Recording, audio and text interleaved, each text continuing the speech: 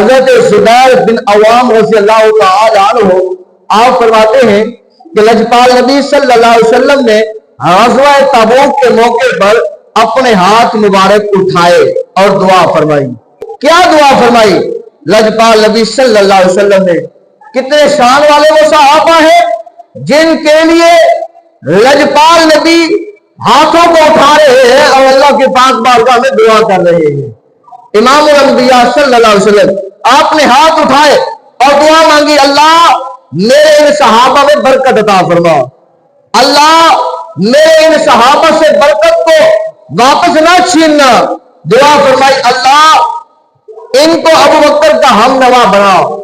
اللہ کے محبوب دعا مانگ رہے ہیں, اللہ ان میرے صحابہ کو ابو بکر صدیق کے ساتھ کھڑا ہونے والا بنا, میرے صدیق کا ساتھ دینے والا بنا. اللہ ان کو ابو بکر صدیق کے ساتھ جو ہے وہ رہنے والا بنا. اللہ میرے صدیق کے کاموں کو ضائع نہ فرمانا. محبوب نے دعا فرمائی, اللہ ہمیشہ تیرے ہی امر کا یہ میرے صحابہ پابند رہے, اللہ تیرے حکم کی دعوے داری کریں. اور پھر دعا فرمائی, اے اللہ عمر کو غلبہ عطا فرما, اللہ عمر کو طاقت عطا فرما, اللہ میرے عمر کو غلبہ عطا فرما.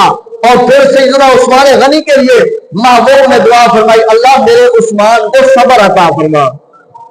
لجپال نبی جانتے تھے نا, میرے بعد جب یہ تیسرے نمبر پر خلیفہ بنیں گے 40 دن تک ان کا پانی بند کیا جائے گا, 40 دن تک مسجد نبوی سے انہیں روک دیا جائے گا کہ جو ان کے لیے کنویں آج خرید کر وقف کر رہا ہے, جو ان کے لیے گلے کے لدے ہوئے اونٹوں کو تقسیم کر رہا ہے, جو مسجد نبوی کے لیے سب سے پہلے خرید کر جگہ وقف کر رہا ہے, محبوب کو پتا ہے کہ میری یہ امت کے لوگ میرے عثمان کے ساتھ کیا کریں گے.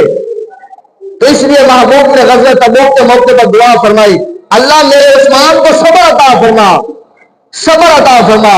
اللہ اکبر. اور حضرت علی رضی اللہ تعالی عنہ کے لیے محبوب نے دعا فرمائی, اللہ میرے علی کو قوت عطا فرما, میرے علی کو بہادری عطا فرما, اللہ میرے علی کو شجاعت عطا فرما, اللہ میرے علی پر عنایت فرما, اللہ میرے علی پر کرم فرما. اور پھر اسی طرح فرمایا, اللہ کے محبوب نے دعا فرمائی کہ اللہ زبیر ابن عوام کو ثابت قدم رکھ اور طلحہ کو معاف فرما اور سعد کو سلامتی دے, اور اللہ عبد الرحمان کو نیک توفیق عطا فرما. اور اے میرے خدا میرے سابقین و اولین کو, مہاجرین و انصارین کو, تابعین کو, تبع تابعین کو اللہ میرے مخلص دوست اور ساتھی بنا. تو پتہ یہ چلتا ہے محبوب جن کے لیے دعا فرما رہے ہیں ان میں بھی یہ چاروں یار موجود ہیں. اگر آج کوئی ان میں سے ایک کو مانے ایک کو نہ مانے تو وہ ٹھیک نہیں ہے, 3 کو مانے ایک کو نہ مانے ٹھیک نہیں ہے, 1 کو مانے 3 کو نہ مانے ٹھیک نہیں ہے. جو ان چاروں سے محبت کرے, چاروں کو مانے, چاروں سے پیار کرے, چاروں کے طریقے کے مطابق چلے, کیونکہ یہ چاروں روشن ستارے ہیں.